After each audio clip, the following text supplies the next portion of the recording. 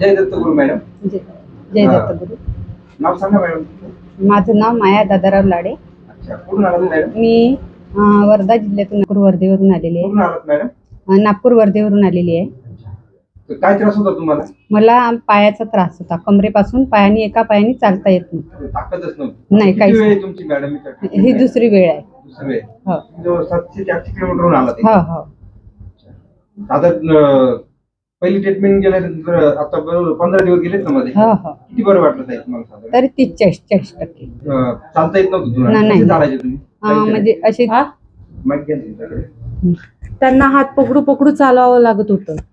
आणि म्हणजे कसं चालायच्या वेळेस त्या दांद्रत होते पूर्ण, असं पायरीवर चढणं वगैरे काहीच नाही, कड पलटणं नव्हता होत.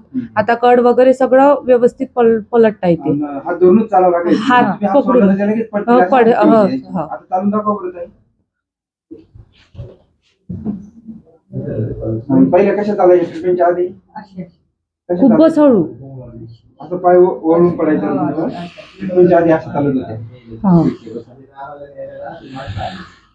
ताईंना किती टक्के बरं वाटलं तुमच्या हिशोबाने? 30 ते 40% आराम आहे त्यांना. 40% आराम. हा. इतर नागपूरच्या पेशंटला काय मेसेज करू शकता? म्हणजे या बा ज्यांना दुःख असेल तर त्या या विजिट करा. हो, काही नाही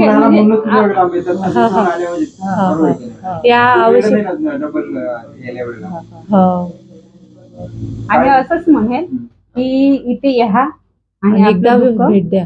तुमच्या आईची पण ट्रीटमेंट केली आपण. कसं वाटतं ताई तुम्हाला? छान वाटलं ना? तिला पण चालता येत नव्हतं, कड पलटता नव्हतं येत, पण तिलाही असं वाटत आहे की मोकळं झालं बा म्हणून. होईल मोकळं होईल. हा हा. थँक्यू. पेन रिलीफ वृद्धाश्रम, अनाथाश्रम ट्रस्ट,